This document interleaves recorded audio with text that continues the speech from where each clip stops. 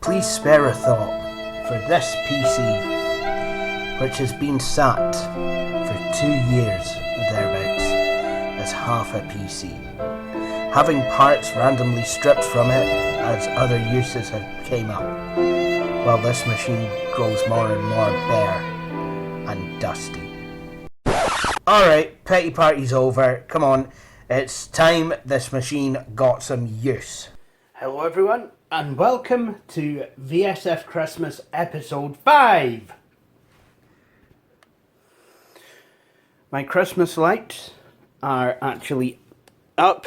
They have been since December the 1st actually, and they are currently switched on. Nice. But that's not the subject of the video.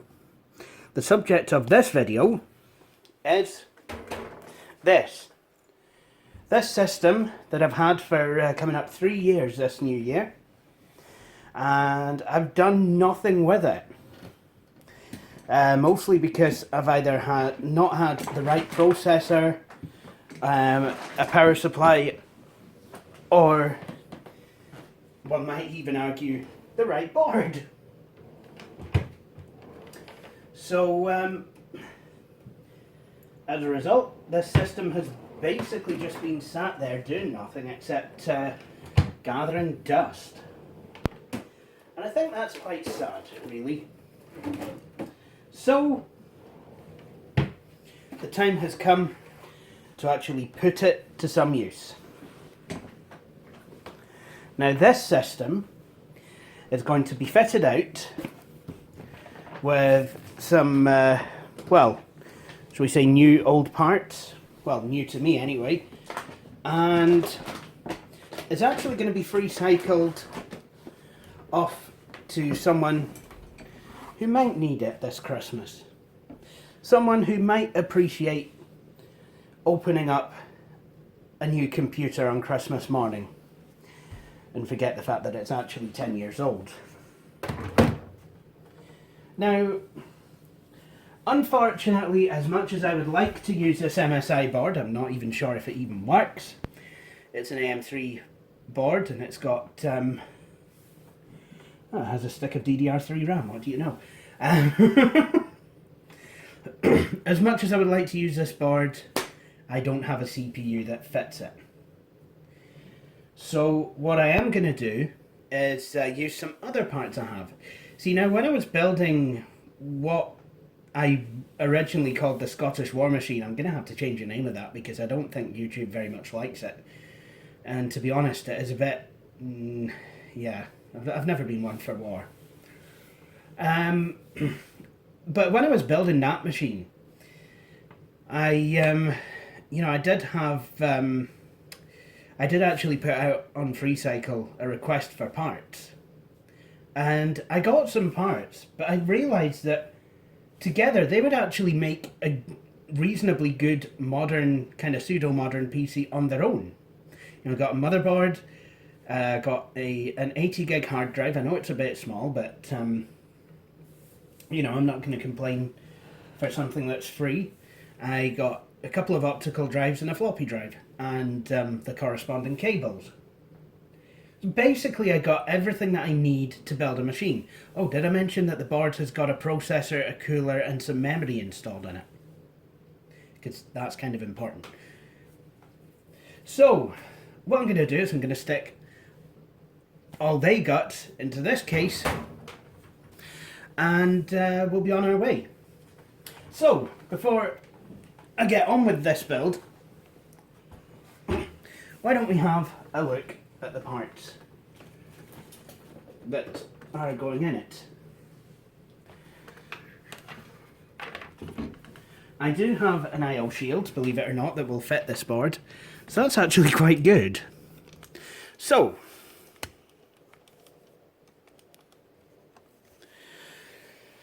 first off, we have the board. This board actually came out of an Acer HT2000 machine. It's an ECS board. Acer, Packard Bell were using these at the time. CMOS battery is quite, well, it's bulged. There's no other way to say it, it's bulged. So that's going to come out. that's going to have to come out pretty sharpish actually, and that will be replaced with a fresh one. There's 2 memory modules here. The system's got a couple of SATA ports. That's all there is, and there ain't no more. An ID controller, floppy controller. Don't know which one is which at this moment. 24-pin power connector, 4 DDR2 memory slots, 1 PCI Express slot, 1 PCIe 1 and 2 regular PCI slots. And then you've got the I/O for this board, PS2 keyboard port, PS2 mouse port, IEEE 1284 parallel printer port, serial port, RS-232, and a VGA port. Then you've got 4 USB 2 ports, Ethernet, I believe it's 5.1, because you've got your front 2, you'll have your front 2, your rear 2, and your a center speaker and a subwoofer, and then you've got microphone in and line, microphone in and line in as well. Brilliant. What else do we have? We have a Seagate 80 gig hard drive, and I'm hoping this works. Because if it doesn't, it might kind of send my plan completely asunder, and that would not be very good at all. Now, would it?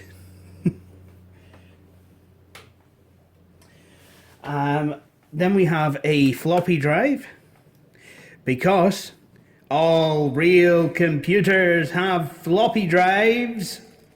Yeah, copyright UXW Bell, that one.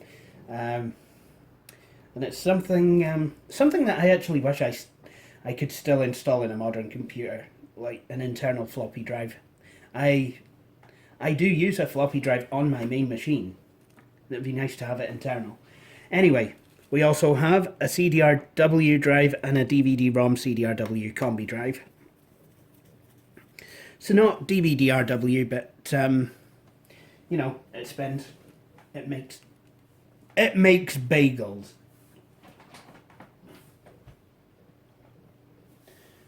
So there we have it. Oh, and we have an IDE cable and a floppy cable. Now, one thing that I didn't get with this machine, which is why it's taken me so long to make a start on this, is a power supply, which I now have one. I'm not sure who this is made by. No, I'm kidding on. It's out of an Asus machine, but it's a Delta power supply. Hopefully it's hopefully it'll be good enough for what I'm using this for. Another thing I've bought for this is a Windows 7 professional key, because I'm just that nice, or at least I like to keep telling myself that anyway. This is an ECS board, so it could be DOA and it could go mine. Hopefully it won't. So, this case, because it has been stood for a number of years now, it's going to need a bit of a clean out. Not as much as some cases I've came across, but it is going to need a bit of a dusting. And if we look at where the exhaust fan would have once been mounted, yeah, you can kind of see that is pretty much septic. So let's get started, shall we? First of all,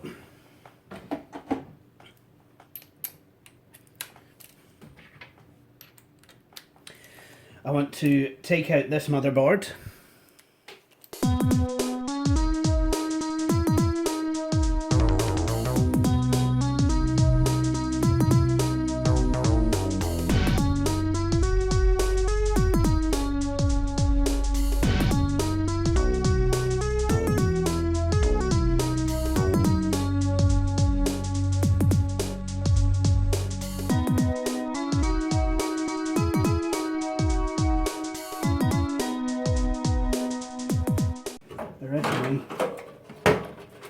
Okay, this is the board out, and it has, I think, 4 gigs of DDR3 RAM. It's got some DDR3 RAM in it. I'm not sure what capacity I'm I'm probably going to have a look at the module at some other point. But yep, here is this board. That's absolutely fine. So, before I do anything else,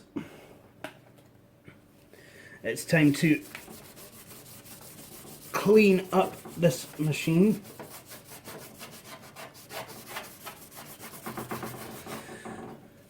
See, this underneath it looks shocking.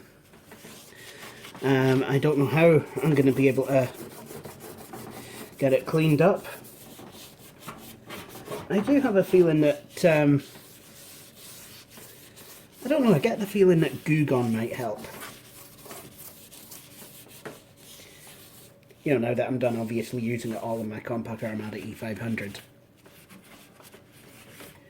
Right. I'll do that in a wee bit. For now, I'm just going to concentrate on the bits of the case that I can clean off.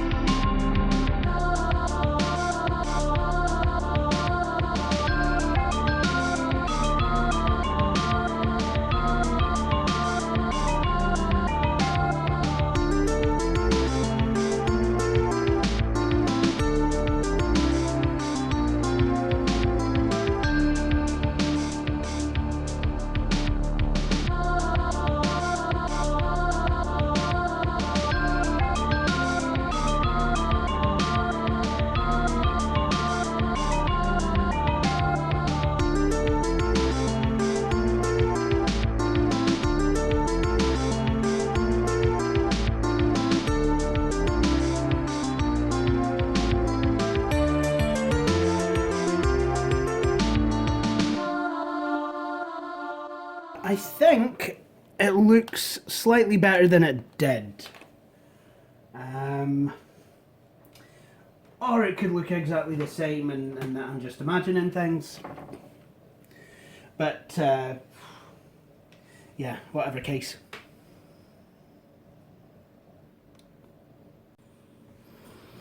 Okay, so now I would say that we're onto the build.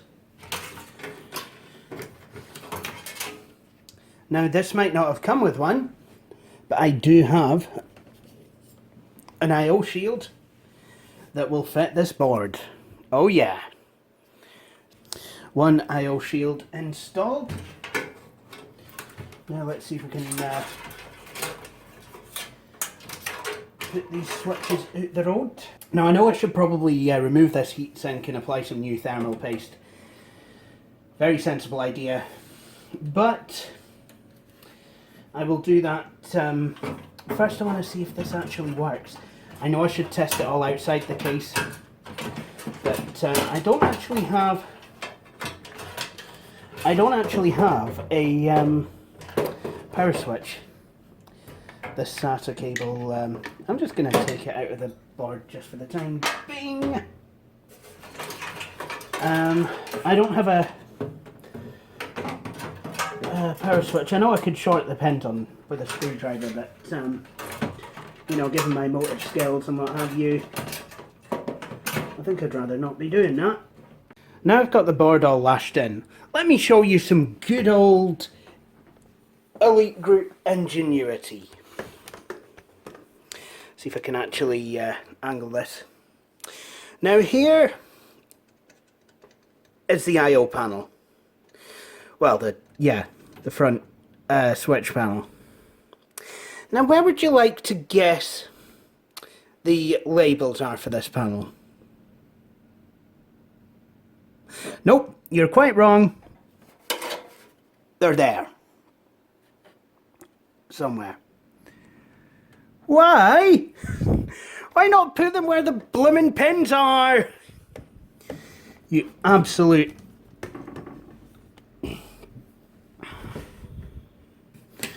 I tell you, you're a ninny-waff. I tell you.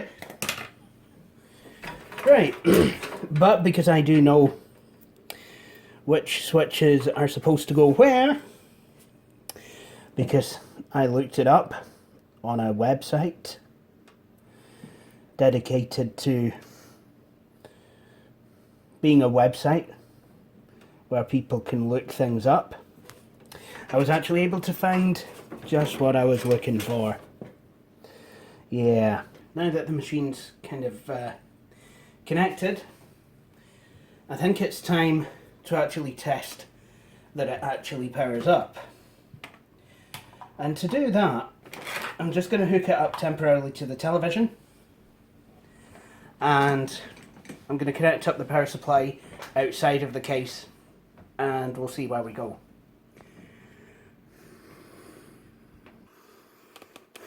Okay, so now it's nerve-wracking time. The power supply is plugged in to the motherboard. I don't seem to be finding any 4-pin connectors anywhere, so that's fun. I'm sure it's there somewhere and I've not found it, and it's probably not going to work. So yeah. Also, I do not know what this is, or you know, I just have no idea. Anyway, I guess all we can do is flip it on and see if any sparks start flying, because this will be the first time the power supply is being tested. So, smoke test! No sparks so far. Let's hit the power button.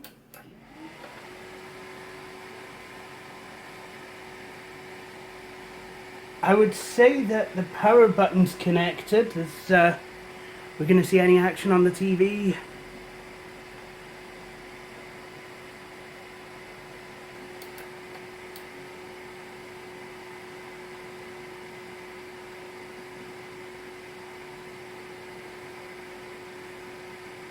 Nope. And I can't even switch it off.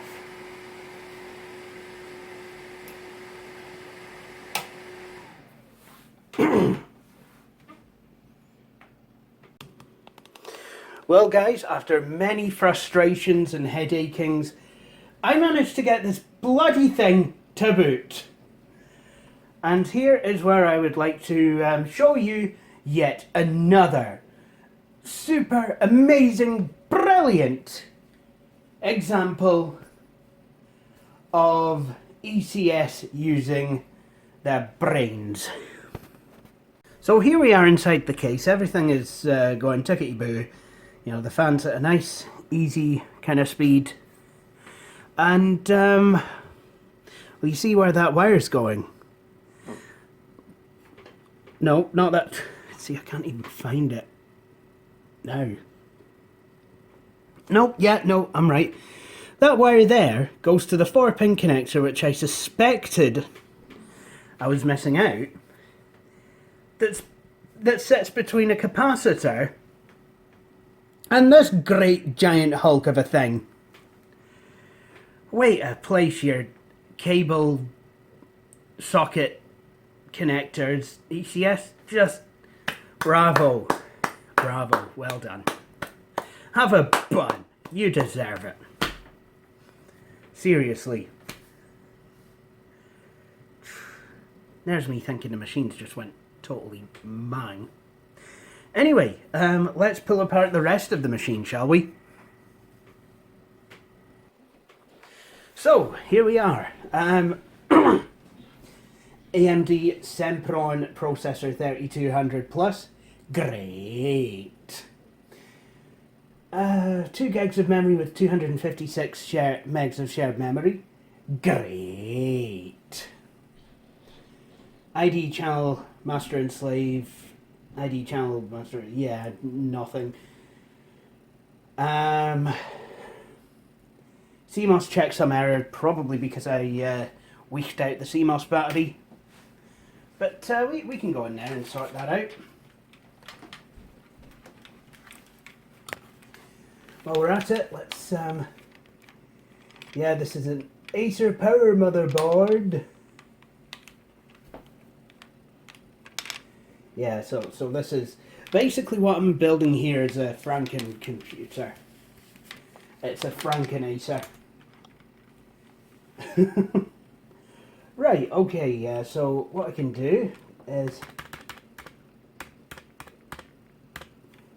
set the date and time.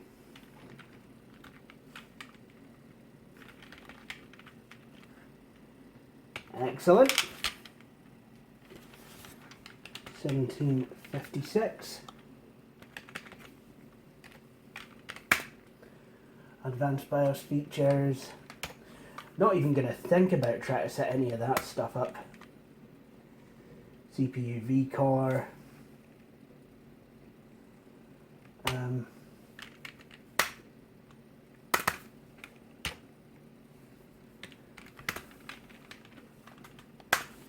So basically I've just kind of set the date and time.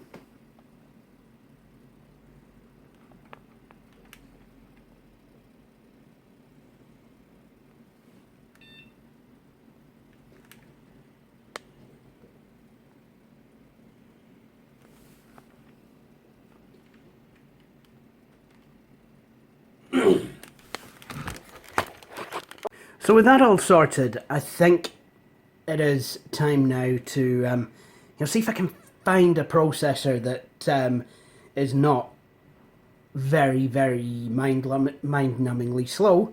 And I think I've got an HD Radeon 6410.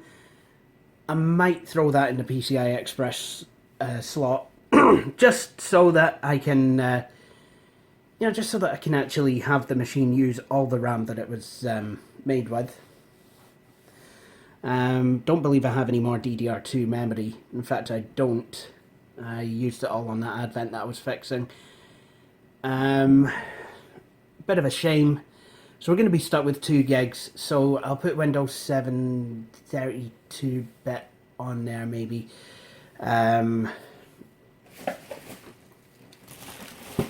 And then, we'll see. I'll see how it goes.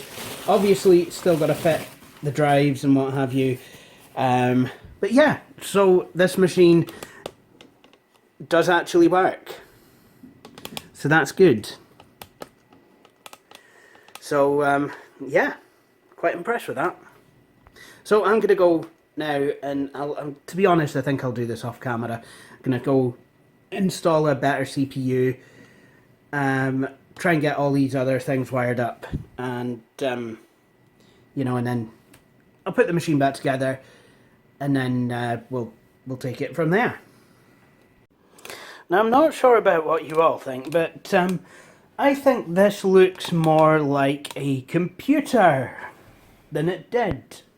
So let's try it now.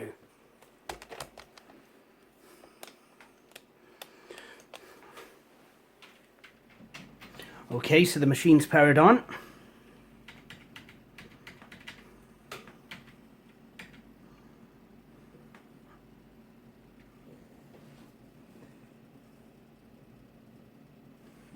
And I've got the system serial number, manufacturer name,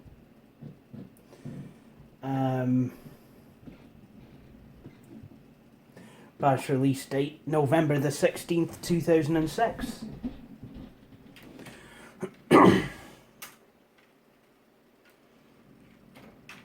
Date and time correct.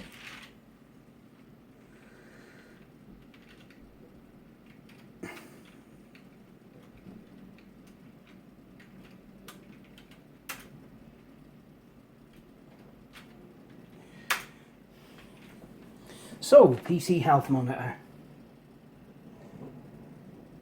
Seems to be running fine.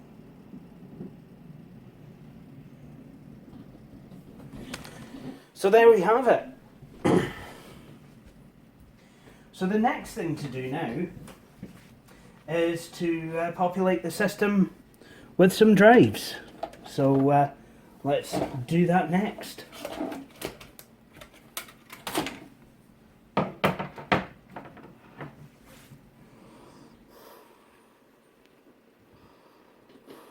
So first off, let's install a hard disk drive.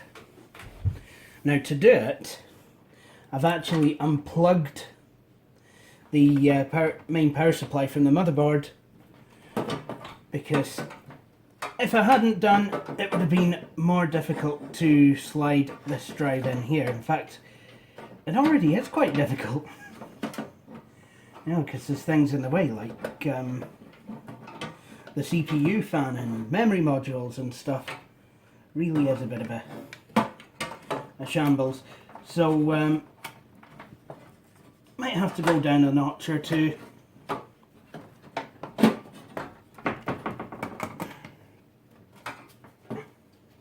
Maybe, maybe even remove the memory modules.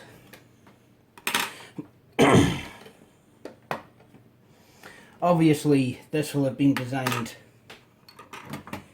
for an Acer case and not designed as a motherboard that can supposedly fit anywhere. But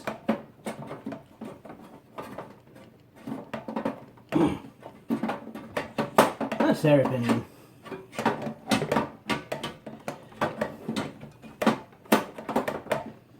Oh, jings.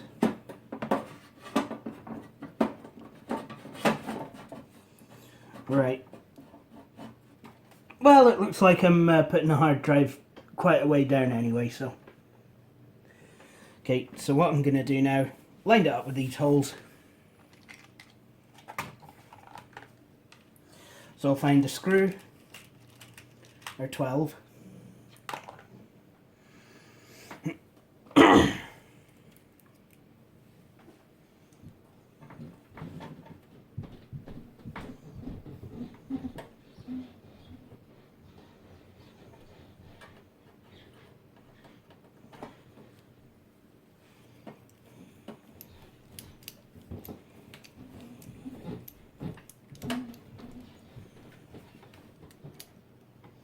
There we go. That's one. There we go. And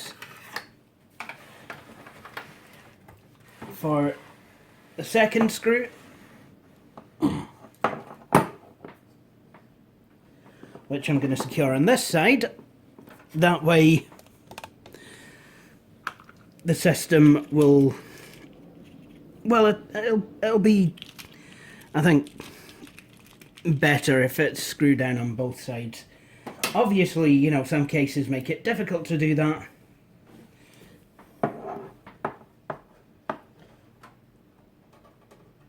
But if you can, certainly something to think about. So, here we go, just basically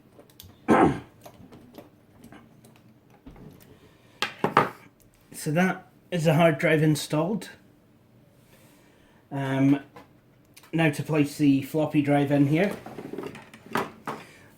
This case did have a floppy drive in at one time, as you can see, or it had something populating that 3.5-inch drive bay. I'm guessing it was a floppy. So there we go. This is excellent. I'm actually seeing this machine come together and actually look like a computer. Look at that. Now, for the optical drives. Before I actually slot them in, I just want to check which one is set to what.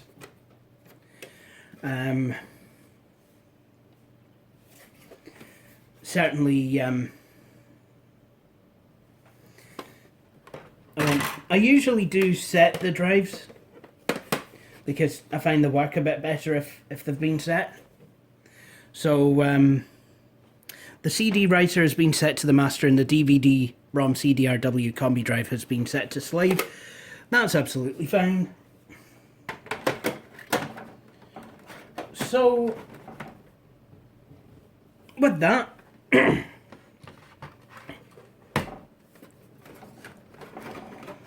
let's get these drives installed. There we go. Try and line it up nicely with the front of the case. Okay, so that's the DVD-ROM CDRW combi drive in, and now for for the final drive.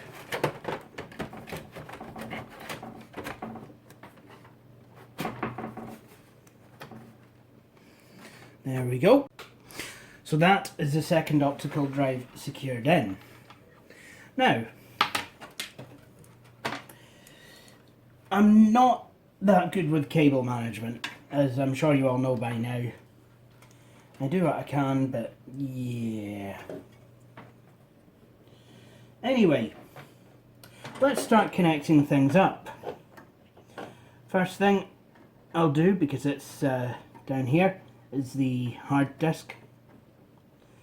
That's the one SATA device in the system. And it needs to be plugged in the right way up. There we go.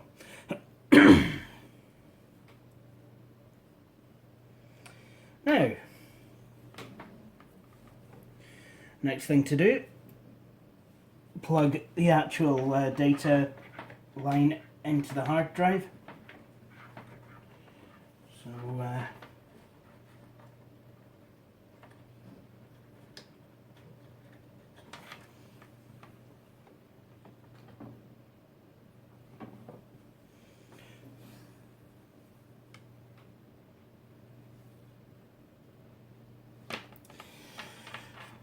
let's see.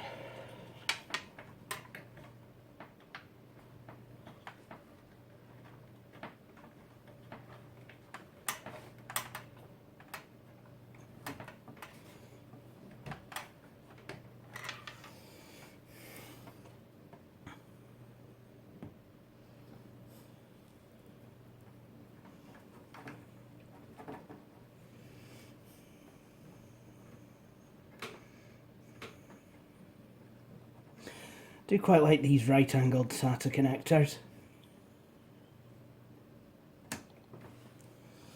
There we go. That's a hard drive plugged in. Now for some more drives. What about the floppy drive?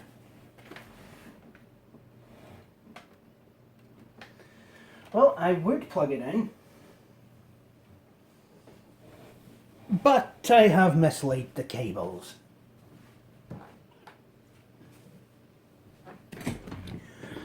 So, yeah.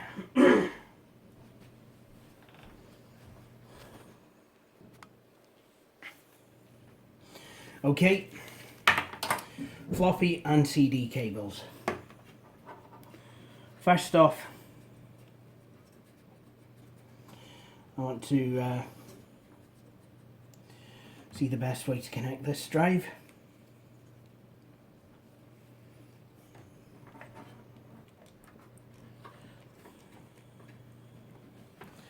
So the cable goes in the back of the floppy drive. And even though it's keyed, it's still quite easy to connect up a floppy drive the wrong way round.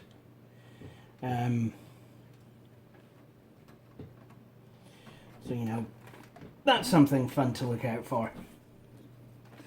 And now to plug the other end into the main board. At least what I hope is the main board.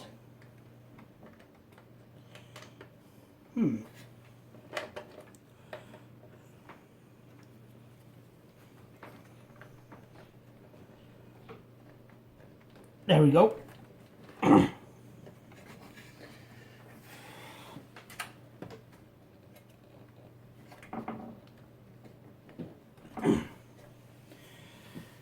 Right.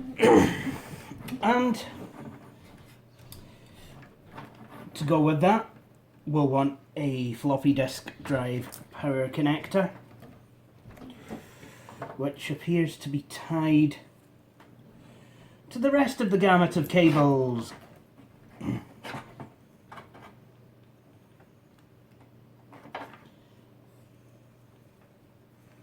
I have another one? No, I don't. Right, well, if this doesn't bend round the way I want it to, I'm probably going to have to make merry with the scissors. In fact, I probably already will.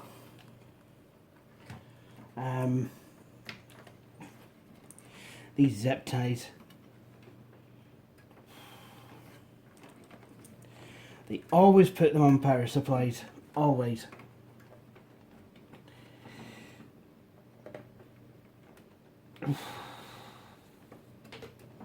I know why they do it, but I don't like it.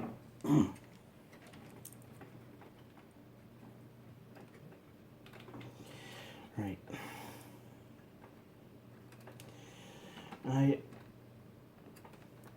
Obviously, again with the limited vision and the lack of any motor skills, this is going to take a while.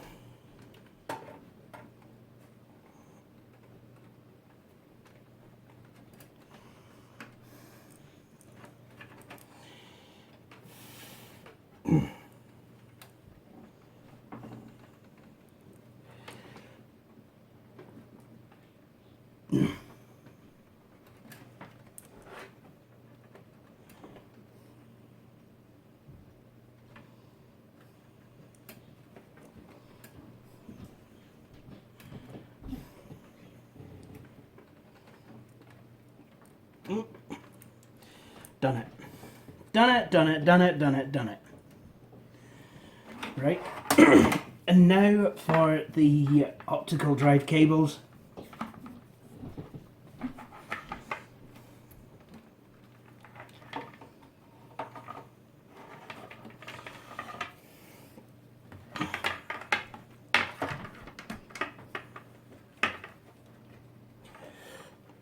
Yeah, you see now, this was always going to be one of the selling points of SATA, the fact that the cables are just a lot nicer and a lot easier to deal with. Ribbon cables, yeah.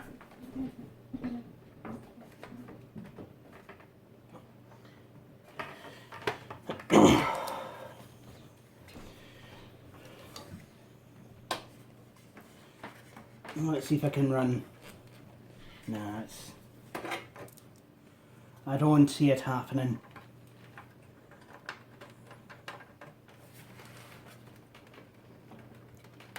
But I've got the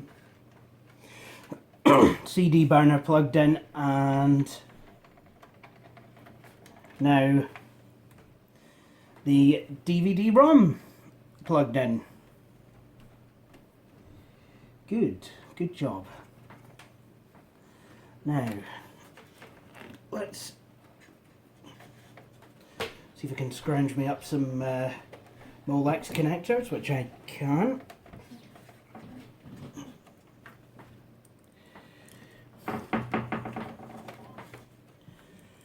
Ooh. Stretchy, stretchy, but it's in. Oh my. Now for the power cable once again. And that really is hiding away. Probably should have plugged that in before the hard drive, but oh well.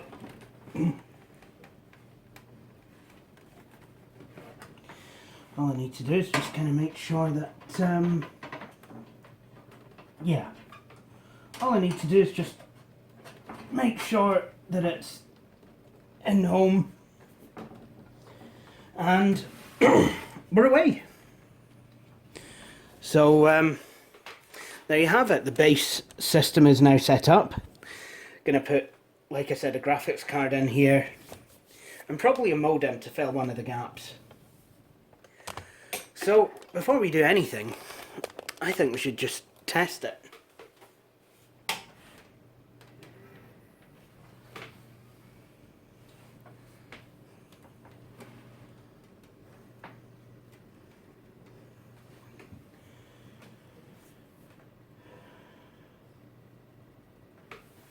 Oh, warning, the boot device has been changed. So we've got all of the drives.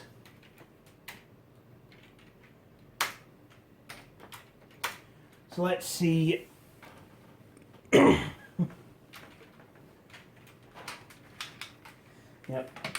Set the floppy drive.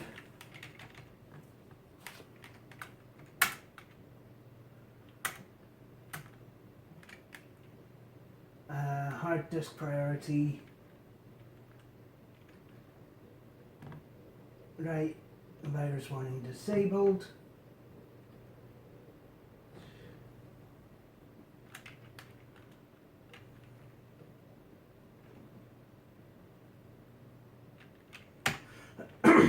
And I'm going to turn the boot up floppy seek on, because I like to know it's there.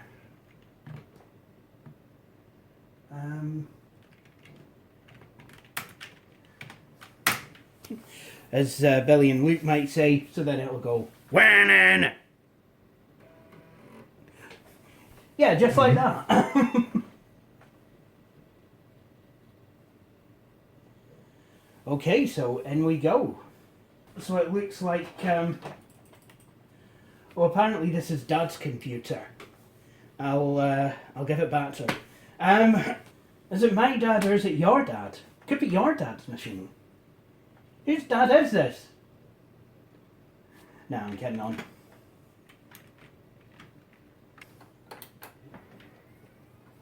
So I'm going to try seeing if there's a restore partition on here.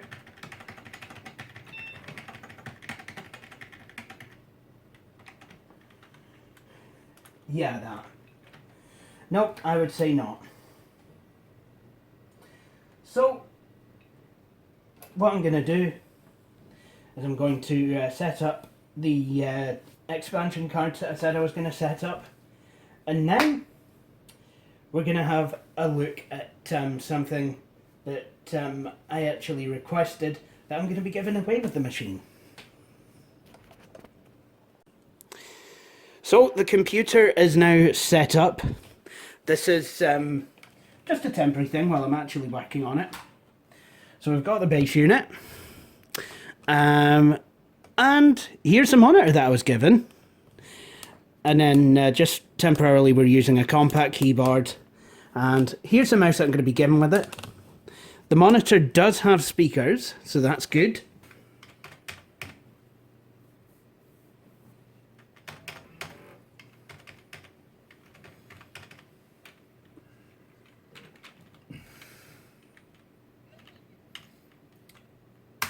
So we'll boot from the CD-ROM. And this time, I want to go down to Narix Boot and Nuke. Hard disk eraser.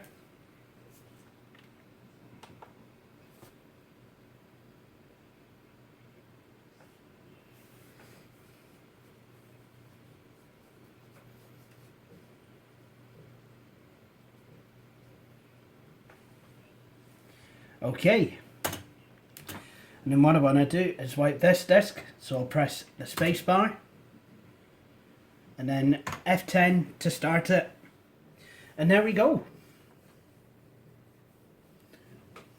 So I will join you once this hard disk has been erased. So it's now stupid o'clock in the morning. The computer has been debanned. How can I tell this?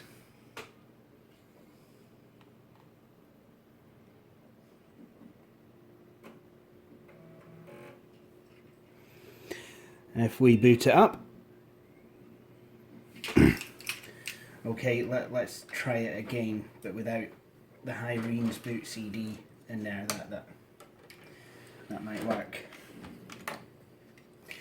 I wish I had a DVD burner to put in here. You know, it would have completed the picture quite nicely.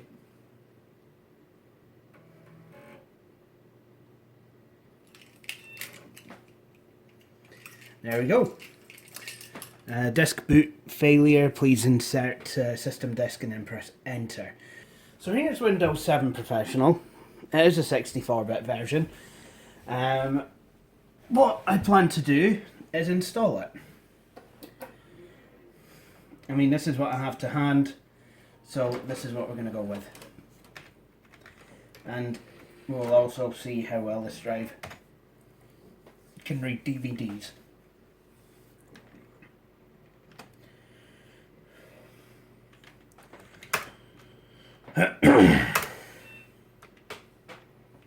There we go.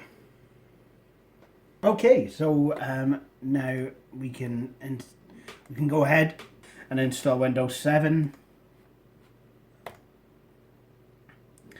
And again, I only have an 80 gig hard drive here. It is quite sad, but you know, it's recycled. It's Freecycled. It's yeah.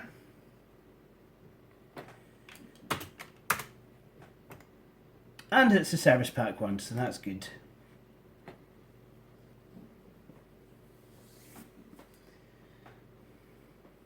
So I'm going to let this go, and you know, I'll come back once it's actually finished installing. Okay guys, it's the next day, Friday, December the 9th. Now, I just want to talk to you about updating Windows 7. Microsoft has made available a wee patch, a cumulative update that will update you. And I think that's what they're doing. They're putting out all their updates as cumulative ones. In English, that basically means that when you install it, it will install all the updates from, well, basically Windows 7 Service Pack 1 to when the cumulative update was released, and anything you don't have from Service Pack 1 will be installed. Now, this is a very useful update to have, but I would advise a couple of cautionary things before you go ahead and install it. First of all, you want to update Internet Explorer. I've tried installing this update on a computer, and it just, because Internet Explorer is still woven quite far into Windows 7, the Explorer shell will crash. You'll don't install Internet. If you don't install Internet Explorer 11 before installing this update, literally you're going to have a bad time. Also, when you do install this update, first thing you want to do is install the April 2015 servicing stack. You can get it either for 32-bit or 64-bit Windows. I've installed it on this one, plus I've installed IE11. So I'm actually ready to go ahead and install the Windows 7 Service Pack 1 Convenience Rollup. Now this is from May this year, 2016, May 2016. I wonder if there's probably more modern ones I should get. But whatever the weather, basically this means I've got to run Windows Update fewer times, because, you know, and download fewer updates, because I actually have all the updates here in this file offline, and I'm just installing it now from my local server. So this will take a good long while even to find the updates that you're needing. So, you know, this will take a while searching for updates on this computer. It'll then ask if you want to install the update. Click yes. It will go ahead and install it. Go off, make a cup of tea, make another one, come back, and when it's done, it'll ask you to restart. Bada boom, bada boom. You're in. Oh, here we go. Do you want to install the following Windows software update? Well, update for Windows... whatever that is, I'm not reading that out. Yes, I do.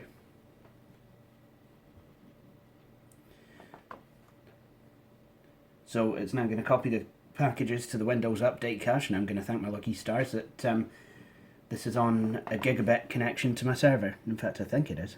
Actually, it's a good idea to check on. Obviously, because this is an elite group motherboard, they'll probably give me 10 base T or something.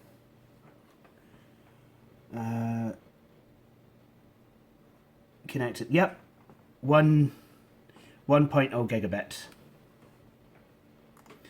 So that's very quick for the home. Obviously, you could get 10 gig, but that would require all new cables and just, yeah. I'm not a data center. Sansu 350A. I am not a data center. Anyway, I'm going to let this go ahead and install. I've got stuff to do. So, now that most of the updates have been installed, I am running another Windows update session. Not sure how well that's going to go. Windows 7, as of late, has been really quite temperamental with Windows updates. And, you know, I know that LML3 did have problems after installing the convenience rollup update. I completely forgot about that until just now. But yeah, certainly, certainly he had, can't even mind which machine it was. I'm going to guess it was a ThinkPad, but he ran it with Windows 7. I think it was a T420 actually, I'm not too sure. Anyway, he put Windows 7 on it and literally left it to sit and rot on Windows Update. And eventually it came through and finally downloaded the updates. But come on, Microsoft. There's really no need. Anyway, because this is not technically installing anything at all, I'm actually free to go ahead and install what I want. So, I think it is a good time to install Microsoft Office Starter 2010. So here it is. So as you can see, this behaves exactly like Office 2010. You know, the more full-featured editions. You know, so you've got your ribbon toolbar. What you do have is this sidebar. Kind of makes it look like Office 2002 or 2003. And oh, the advertisement's actually changed. I've never seen that happen before. So now we actually have a more modern advertisement with the more modern Office. And you click on that, that would take you to Microsoft Office 365 plus OneDrive online storage buy now. And you can tell that's a modern advert because when this came out, it was Microsoft SkyDrive. Remember that? So, you know, you've got on this. I don't think you can get rid of this getting started bar. I mean, that's, you know, that's part of the deal of using Microsoft Office. Oh my goodness. I don't mind that. It's just next door's washing machine, and it seems to be shaking all metal things in my kitchen and making it sound a lot worse than it actually is. Anyway, so yeah, this is ad supported, but it's Microsoft adverts. As far as I know, I've never seen, and again, this is the first time the advert has changed in all the times that I've ever deployed this. So, you know, hopefully you're not going to get, you know, a wee advert for local singles near you at the, you know, at the bottom right of this. But you know, this is just Word. So you've got home, insert. You can still do quite a bit. You can do things like word art, text boxes, headers, footers, hyperlinks. You can stick charts in. You can even do drawing, you know, shapes, clip art, pictures, the aforementioned table. So it's basically, I think what this is bits of Microsoft Word that most people will use on a day-to-day basis. And you can even do, look at that, you've even got mailing tools here as well. Isn't that nice? So it's basically most of what people will use in Word. You know, when people say, I mean, I remember when I was at school, people were saying, oh, well, you know, you only ever use 10% of Microsoft Office, if that. This is the bits of what Microsoft have done with this is to take the bits of Office that people do use and stick it into this package. It's brilliant. But obviously, you know, that's not going to make Microsoft any money. So Office Starter is no more. And instead we have, you know, other cheap ways to get hold of Office, actually. Office 365, for example. And, you know, while you've got to pay for those, you do get the full versions of the programs that you're after. But yeah, I like this. I very much like this. Anyway, let's go and install some more stuff. Let me talk you through some of these applications that I'm currently installing on this system. Some of them you might be wondering, you might even be making a noise similar to that of Tim Allen going, but let me explain. First of all, you've got Firefox and Chrome, so people have a choice of web browser. Air, Silverlight, Flash, Internet Explorer and Flash, Java, Java X64, those are kind of internet plugins. You need those. Oh, and Shockwave as well, you know, because for some reason I think it's still the late 90s. Great. 7-zip, free powerful file archiver that can open all kinds of formats. Steam, you know, just in case someone wants to put a game on or two. I'm gonna stop that starting with Windows if I can, from, you know, without having to sign in. Notepad++, a replacement for Notepad. Image Burn, lets you burn DVDs. Sumatra PDF. Yes, that kind of sounds like a sex manual, but it isn't. It's actually a really tiny PDF reader. A lot less bloaty than the more recent versions of Adobe Acrobat Reader or Adobe Reader. So, you know, it's quite good for just reading PDFs. If you're needing to, you know, kind of have the ability to fill forms in, as you can do with modern PDFs now, you will still need Adobe Reader. Revo, good on uninstall utility. Sorry, utility. Auslogics or Oslogics, however you pronounce it. Good defragmenter. This is a mechanical disk, so defragging is fine. VLC media player. Now, because this computer could be going to anyone, you know, I'd like to think that it's going to make some child happy on Christmas morning. And certainly in the UK, they're trying to encourage kids to get into computer science. I'm going to help with that. Visual Studio Code. I've never used this. I've never seen this.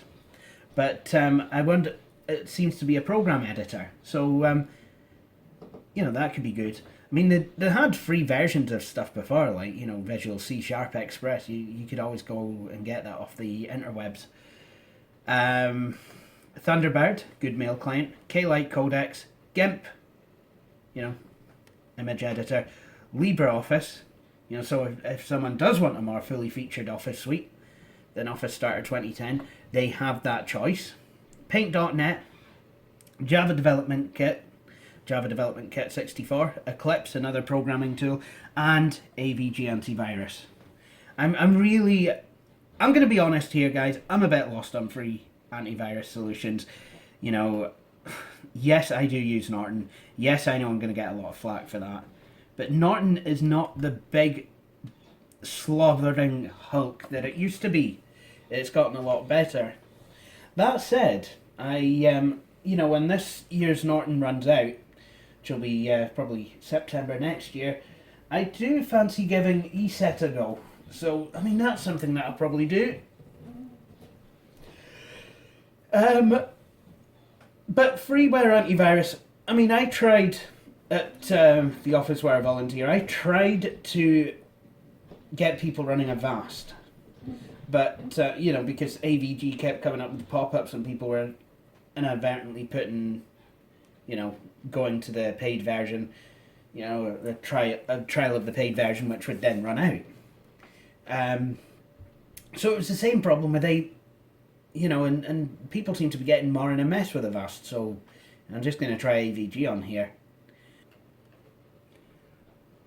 So I'm just going to wait for all these things to download, install, update, what have you, and I'll be back once they're done. Sitrep. I've downloaded Visual Studio Code. Quite an interesting program. It's basically Microsoft's take on something like Notepad++. Except you've got to download the extensions yourself, actually, but you can debug with it, and you know, it color codes a lot of stuff as well, which I quite like, because You know, when I was learning C Sharp at university, when I was at Hull University learning C Sharp, I started originally with a notepad and a compiler. And to be honest, I found that really quite difficult. But having a text editor that you know, can color code and format your text for coding and what have you, that does make things slightly easier. Obviously, I still like using the Visual Studio IDE because it, you know, if there's a compile time error, it will actually show you where in the code it thinks it is. I mean, as you know, the same as a command line compiler, but at least you can actually have it jump to there. And, you know, that really does help quite a lot.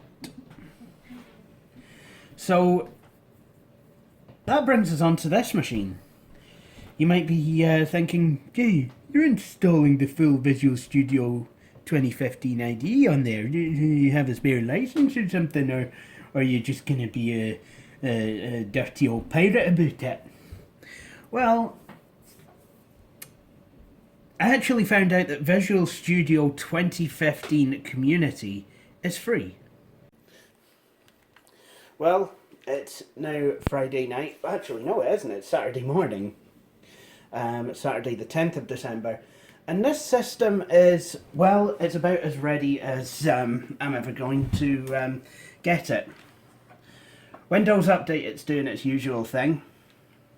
But I just want to show you some of the programs that are now installed on here. So Google Chrome and Mozilla Firefox, yes, they're installed, although I don't know why I installed Chrome, because on 2 gigs of RAM and with 64-bit Windows, that's just going to run like absolute, yeah. Let's give LibreOffice a go.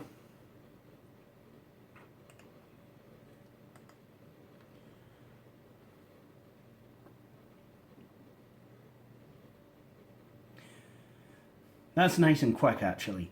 I remember later versions of OpenOffice being very slow, and you know, the original fork of LibreOffice being quite slow as well. But you know, it's really kind of sped up a bit. They must have optimized it. I do like that. So there you go. You've got LibreOffice. If if you're looking for something a bit more full featured, there you go. There's also Microsoft Word Starter 2010 and Excel Starter 2010.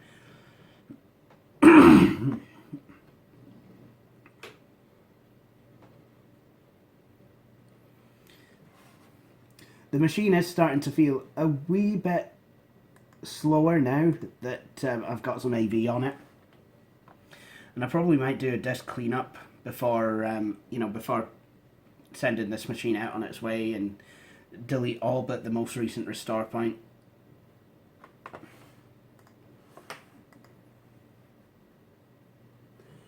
There is also Visual Studio 2015.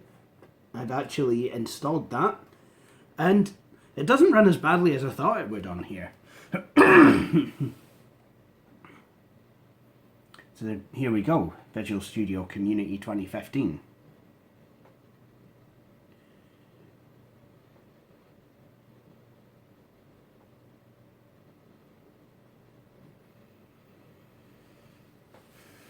That's actually nice and quick.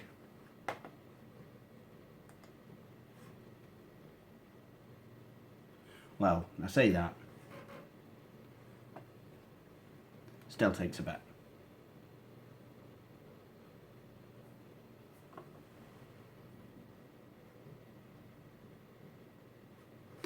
I think this would be better if it actually had some more RAM.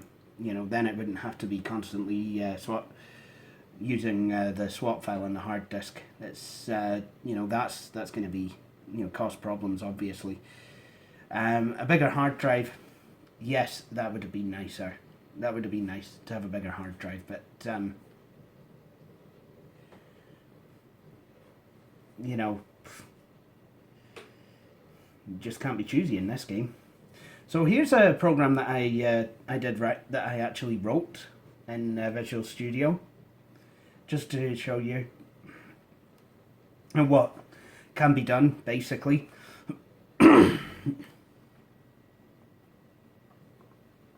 Okay, now that was a bit slow. I mean, this program is literally just a one file. That shouldn't have had that should not have needed a progress bar to open the file. In fact, that should have just been like that, like it's a notepad document, because basically, essentially in code form, that's what it is. So this is a small C# program. Let me just zoom in there so you can see it. Literally one of the most simple programs in the world. It prints hello world on the display and then waits for you to press enter before it shuts the program down. So you've got that.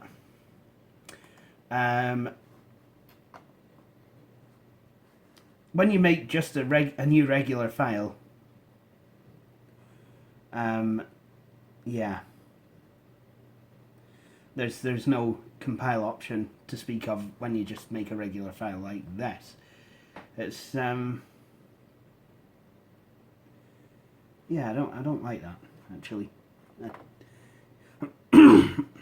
I've written a script. I should be able to build it, but I can do what I used to do at university, and that is, and this is something else you'll see as well, I have organised a lot of the programs into different groups. So you've got Microsoft Expression. I should probably go into that group. Oh well, doesn't want to. I've got multimedia. It's got Image Burn and VLC Media Player, programming, Eclipse, Java Development Kit, Notepad++, Visual Studio 2015 and Visual Studio Code. And we want the developer command prompt. So what we want to do now here is there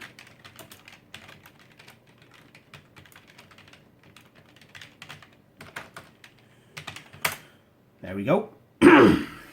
And now if we list the directory, we see helloworld.cs. That's the script that I had open earlier.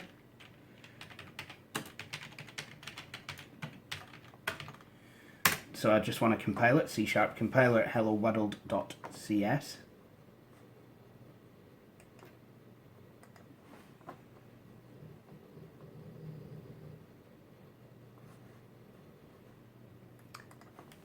And now if I dir again, there's the executable. So I can run that just like it would any other program. And there you go, hello world.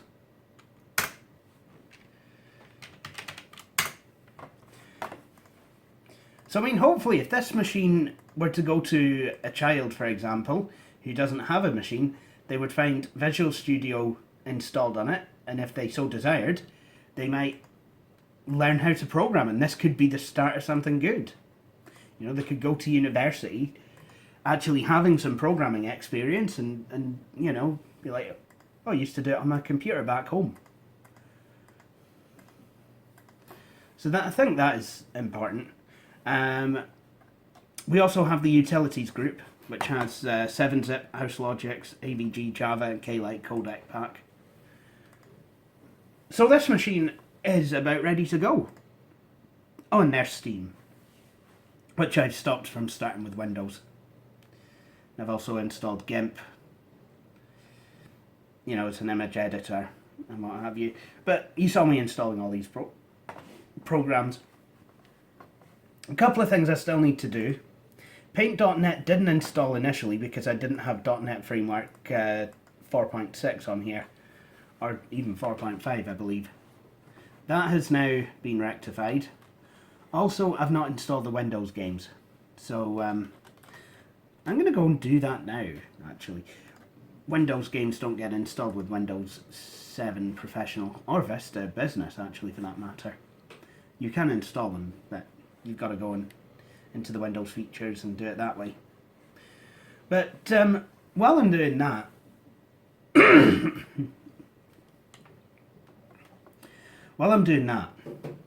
I would like to say that this computer is about done. It's ready. I've tested it. I've tested Firefox out. It will play YouTube videos just about fine in 480p full screen. 720 it will play, but you start to get some choppiness. You know, the graphics card in there, it's only a 7300 GS. I literally put it in there so that it wasn't using the onboard memory for video memory. That's really all it's for. The fact that I've got a dedicated card in here, and it is a slight upgrade from the 6100 series card that came on board with this machine. So I mean, this basically, you know, it's basically just a, you know, base card just to get you going. It will play some games, you know, from, you know, The Sims 2, you'd probably be fine on it, but on the 80 gig drive, I wouldn't like to try installing all that. Actually, no, that would be fine on the 80 gig drive. As you can see though, half of the drive has been used up. Local disk Q, I don't know what that belongs to. That's a bit odd.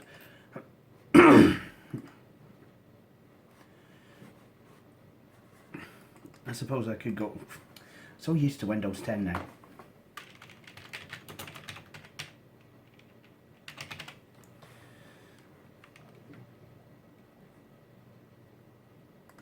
I'm just going to go into disk management and see what disk Q belongs to.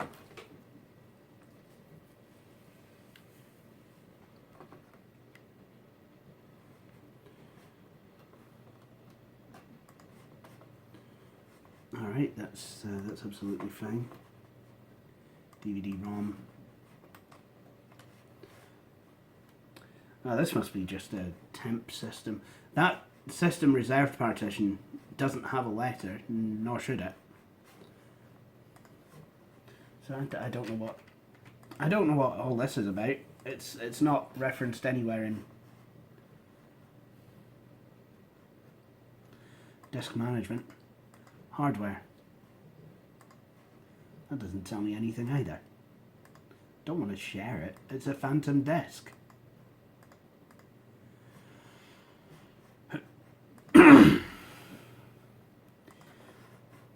Oh well. So the Windows games have now been installed. So if I go there, I'll see all your usual suspects, including, yay, Powerball please. So there you have it. One completed Freecycle computer, albeit one with a phantom drive. So there you are. This machine probably go up on Freecycle. If not, it'll probably be given away, you know, in some other fashion. But, you know, it's definitely going to someone to make them happy this Christmas. That's what I want of this machine, to go and make someone happy. And on that, I would like to end this video. I know it's been a long one, but I hope you've all enjoyed watching it. And I hope you will all join me for the next episode of VSF Christmas Special.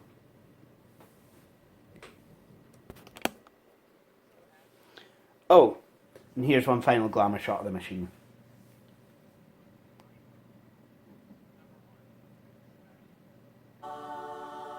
Thank you for watching this video, and please join me for my next one. Cheery, bye.